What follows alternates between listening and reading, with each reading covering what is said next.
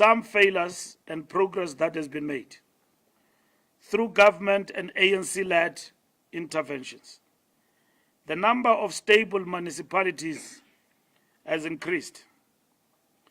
Targeted measures to address municipal debt with Eskom and water boards have yielded results in restoring financial viability in certain areas. Presidential working groups in eThekwini and Johannesburg have provided valuable governance support.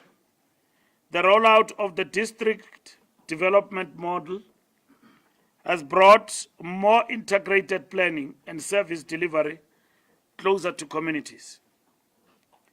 Important strides have been made in electrification, in extending access to clean water, in sanitation projects, and in the issuing of housing title deeds. The establishment of service delivery monitoring mechanisms, including war rooms, has created structures through which communities can hold leaders accountable and through which problems can be escalated and resolved. These achievements provide a foundation upon which the ANC can now build. Recognizing both the achievements and the challenges that remain, the National Executive Committee adopted an accelerated service delivery action plan, referred to as the war plan.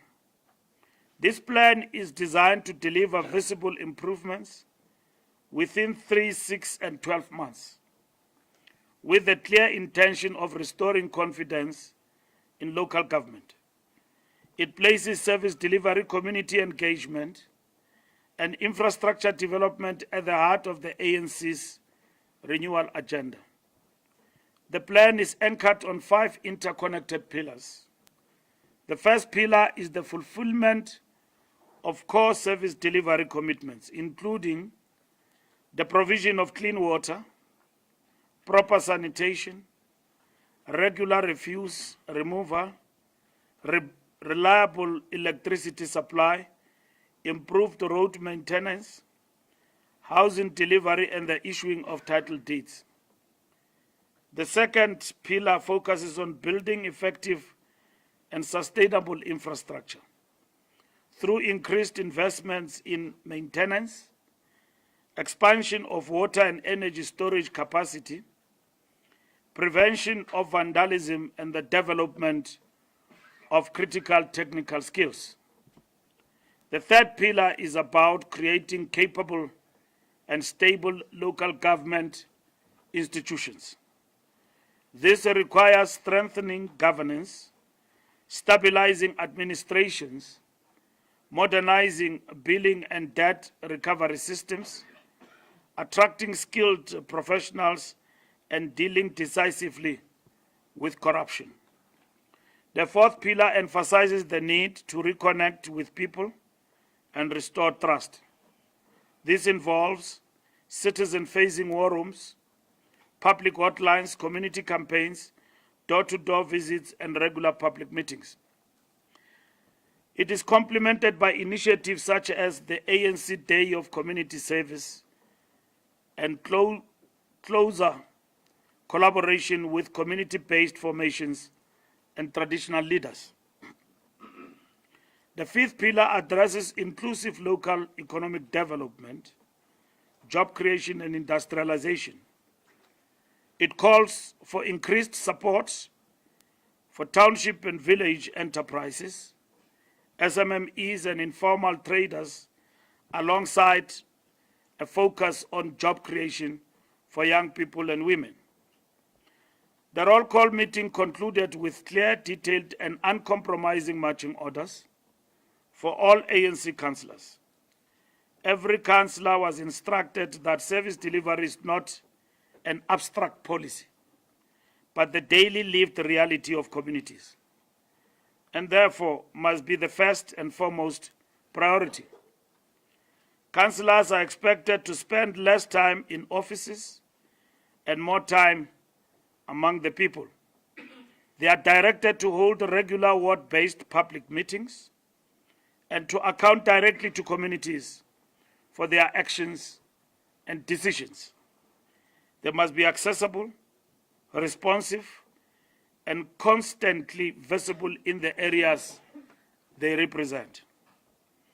The NEC directed councillors to ensure that by the end of the next 100 days, visible progress must be registered in core service delivery areas.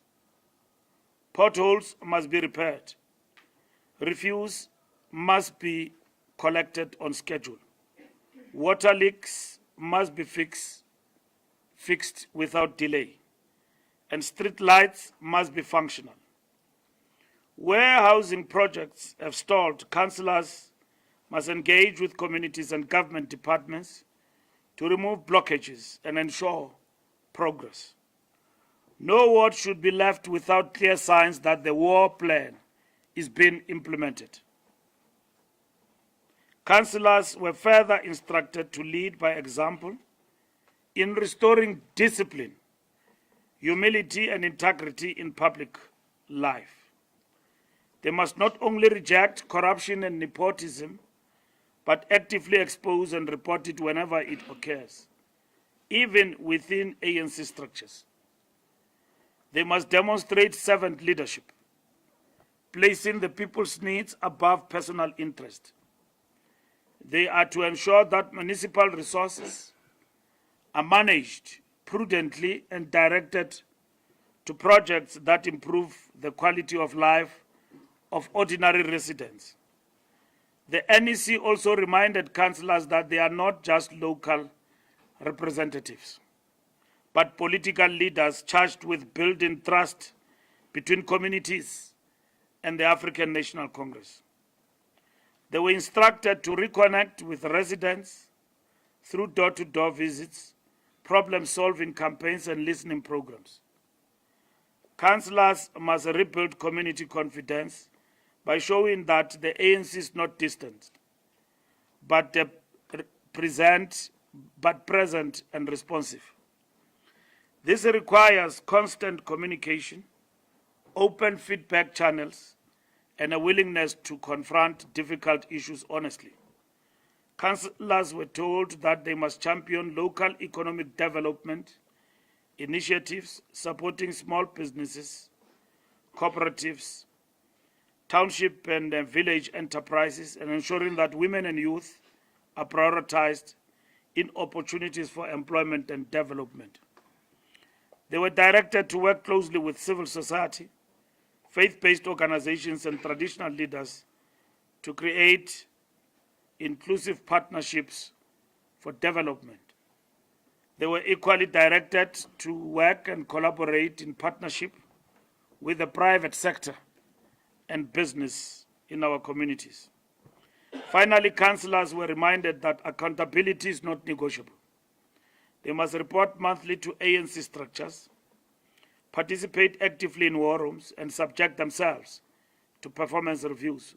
Those who fail to meet the standards of delivery, discipline, and service set by the ANC will be removed, for the movement cannot afford to carry leaders who fail the people. The ANC, to this extent, have launched the Barometer Monitoring and Evaluation digital platform for all our councillors. The ANC calls upon all South Africans, including labor, business, faith-based institutions, community organizations, and traditional authorities to join hands in this collective effort. The challenges before us are great, but together they can be overcome. The plan is not simply a party document, it is a national call to action. It is about building municipalities that are accountable. The ANC, through this pledge, showed the way. The NEC has now expanded this into a national program of renewal and service. Through unity, discipline, accountability, and collective effort, The ANC believes we can overcome the difficulties that confront us and deliver on the promise of a better life for all. Thank you.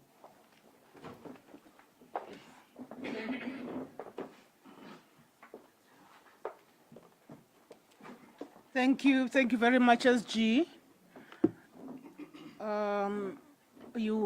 The statement has been read out.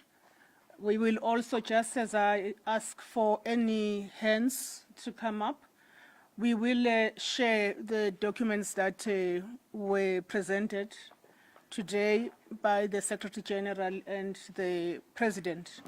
Those are being, soft copies are being packaged for members of the media. That is just by way of that message that you had all inquired about. I am looking for hands. I'm taking hands. Okay, there's both the left and right. Well, I'll start on the left. There's Business Day and ENCA, and then I'll proceed in that particular order. Tando. Thank you so much. My name is Tando Mayako, and I'm from the Business Day. Just in the room, out of 4,600 councillors, how many of those councillors are members of the SACP as well? And has the ANC resolved how it will work around that issue of its councillors who are also SACP members in the 26 local government elections? And then does the ANC also have an idea of what impact that the SACP withdrawal will have on the 2026 local government elections? As in, how much voter share is the ANC, will the ANC lose as the SACP has pulled out basically of the alliance? All right, thank you. We've got those two questions. Moldo? Thank you. Moloko Molota here from ENC. I have a couple of questions, but I will be very quick. Some of the issues that you raised in this meeting, this publicly, the issue of potholes, street lights, they seem to be basic issues. It doesn't sound like global warming matters. Why do you think, and I would believe that it was for the first time you spoke about those matters, not only at the National Executive Committee level, why do you think they continue to persist? And when the President says perhaps you need to learn from municipalities that are governed by the Democratic Alliance, how are you going to undertake that benchmarking mission? Are you going to be consulting perhaps with the leaders of the DA, or it will just be more like a desktop approach? And last, during the special NEC meeting, I heard the President saying, and I want to quote him verbatim, he says, "A culture of performance, accountability, transparency and institutional integrity is not ingrained in the metros." Simplify it for us, particularly in metros that you are governing. What exactly did he mean here? That some of the leaders that you have there who are governing in the metros where you are governing are not accountable. And I'm just singling them out because they are the faces of those councils. Last two questions. I think I heard now the President saying you're going to deploy people who have qualifications. You're not going to rely solely on loyalty to the party. Is that perhaps the position going forward, to say, in memory serves me well, I think the executive mayors in metros have had to have at least post-metric qualification. Is that going to apply across the crossing regard to councillors? And lastly, have you, as the ANC, perhaps done a study, internal study, that perhaps is giving you an aromatic view of how you are likely to perform in the upcoming municipal elections? Thanks. Thank you very much, ESCA. I will proceed, come down here and proceed all the way to newsroom, Africa, but I will start here and then we go in that order.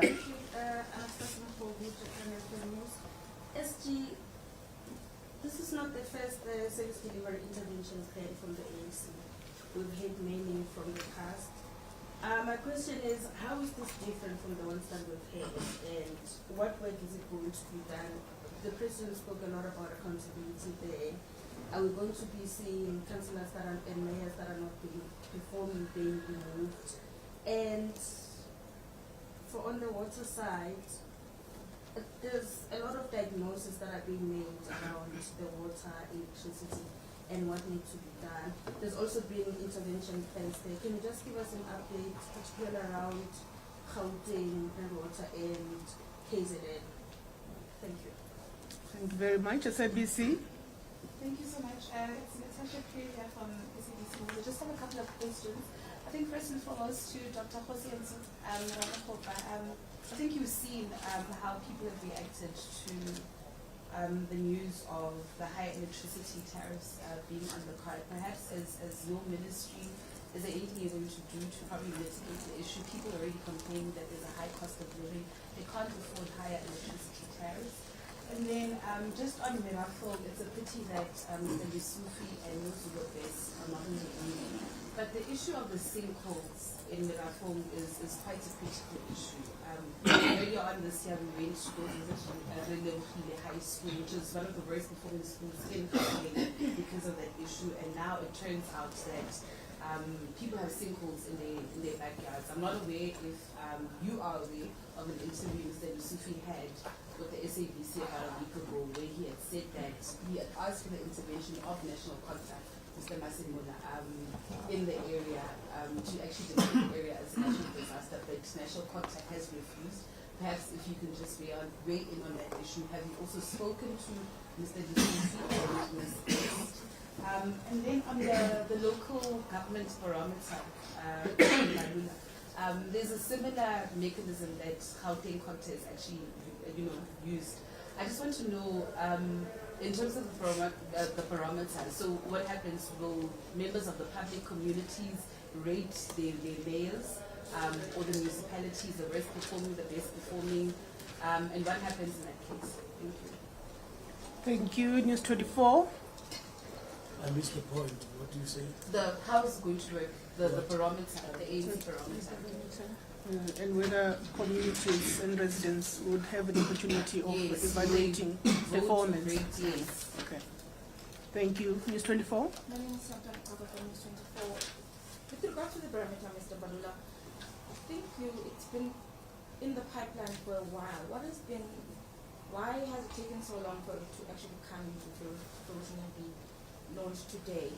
With regards to the interventions that you've outlined, the President has also said that anyone who is not behaving basically in caucuses, you will remove them. But I think a lot of us here are aware of, for example, in Northwest, there is a municipality where Izingabi have taken control of the municipality, they're holding onto the keys, and it's because the Speaker and the Mayor were fighting. Why don't you intervene earlier? I'm trying to ask you, are these interventions not a bit delayed or reactionary? Thank you. Thank you. Kasi. Good afternoon. Shannon Merrick, Kasi, BC Africa. 3 small and younger questions. My first one for the